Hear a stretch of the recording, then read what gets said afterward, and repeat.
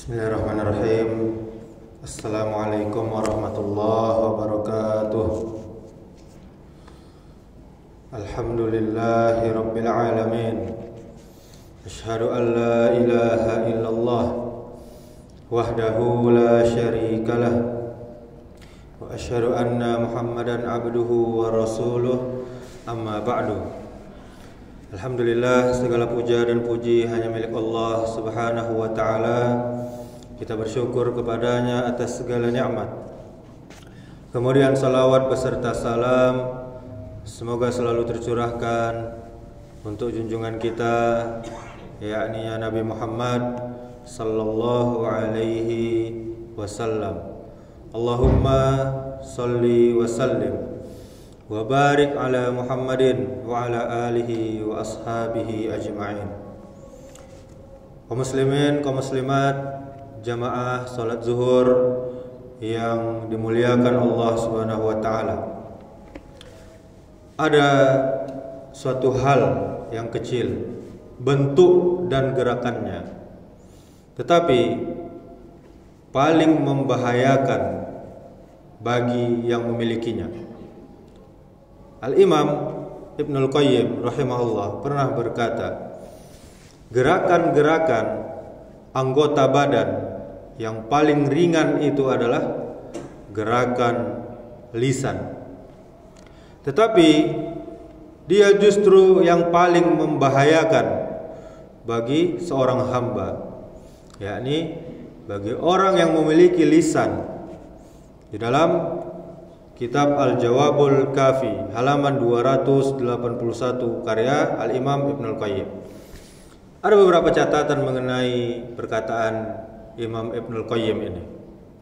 Yang pertama, membahayakan bila digunakan untuk perkara yang haram dan tercela, seperti membicarakan kekufuran dan kesyirikan, dan juga berbagai perkara penyimpangan dan kesesatan dalam agama, seperti membicarakan perkara khurafat, dongeng-dongeng yang tidak sesuai dengan akal, yang tidak sesuai dengan syariat Islam dan yang semisalnya. Kemudian mengolok-olok syariat agama Islam yang mulia ini. Seperti banyak yang beredar membuat video masuk neraka, tapi malah bahagia. Na'udzubillah min zalik. Kita berlindung kepada Allah dari hal seperti ini. Dan juga mengolok-olok kaum muslimin yang istiqomah dalam menjalankan agamanya. Kemudian suka mencela, mencaci maki, mengumpat, melaknat terhadap orang lain. Kemudian suka ghibah, membicarakan keburukan, membicarakan aib orang lain. Kemudian namimah, mengadu-adu sesama muslim. Kemudian banyak berbicara tetapi tidak ada manfaatnya, baik dalam perkara agama maupun dalam perkara dunia. Kemudian kejelekan-kejelekan lainnya yang sering muncul dari mulut, dari lisan-lisan kita ini. Kemudian catatan yang kedua, ketahuilah kaum muslimin, kaum muslimat, Al-Imam Bukhari meriwayatkan sebuah hadis dalam kitab sahihnya nomor 6477, dan Imam Muslim dalam kitab sahihnya nomor 2988. Hadisnya dari Abu Hurairah radhiyallahu anhu, bahwa Rasulullah sallallahu alaihi wasallam bersabda, "Innal abda la yatakallamu bi kalimati ma yatabayyanu ma fiha yahwi biha fin nari ab'ada ma bainal masyriqi wal maghrib." Sesungguhnya seorang hamba benar-benar mengucapkan satu perkataan yang mana dia tidak memikirkan apa akibat dari perkataannya tersebut, tetapi ternyata membuatnya terjerumus ke dalam neraka, yang di dalamnya lebih jauh dari jarak antara timur dengan barat. Kemudian sahabat Nabi yang mulia Mu'adz bin Jabal radhiyallahu anhu pernah berkata kepada Nabi sallallahu alaihi wasallam, "Ya Nabi Allah, wa inna lamu'akhazuna bima natakallamu bihi." Wahai Nabi Allah, apakah kita kelak akan diazab, akan disiksa disebabkan oleh apa yang telah kita katakan?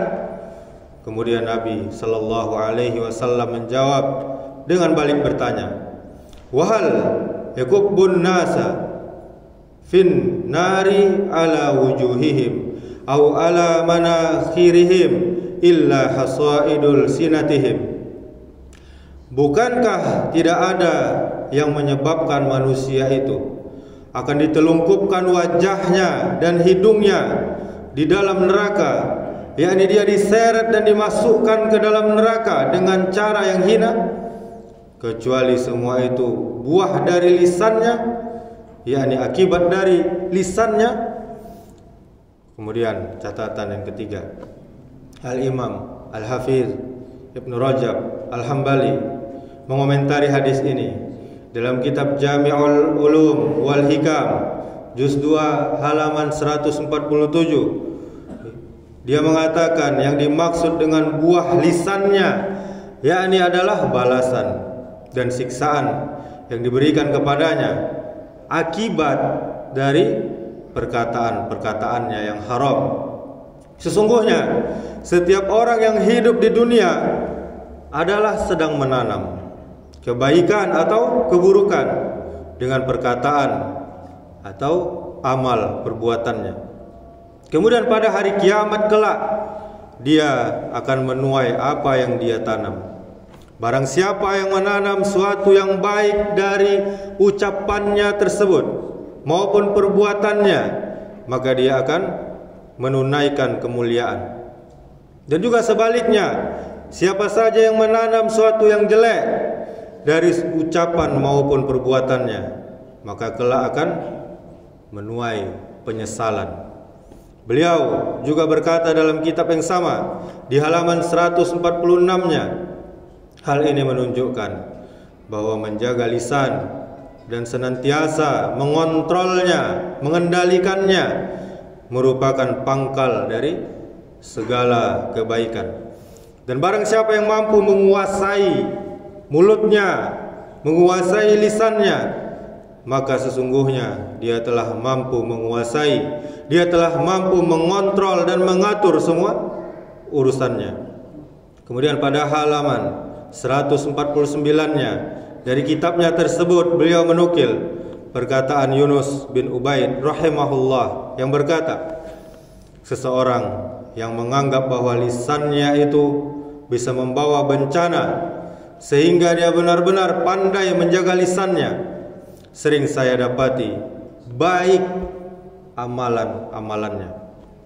Demikianlah, semoga Allah Subhanahu wa taala senantiasa menuntun kita, membimbing kita, lisan-lisan kita semuanya agar selalu berkata yang lurus dan benar dalam semua urusan. Dan semoga pula kita dijauhkan dari segala macam malapetaka dan penderitaan, baik di dunia maupun di akhirat nanti, akibat dari lisan yang tidak terjaga dan terkontrol. Hanya kepada Allah Subhanahu wa taala sajalah kita memohon segala kebaikan dan memohon dijauhkan dari semua keburukan. Subhanakallahumma wa bihamdika asyhadu an la ilaha illa anta astaghfiruka wa atubu ilaik. Wassalamualaikum warahmatullahi wabarakatuh.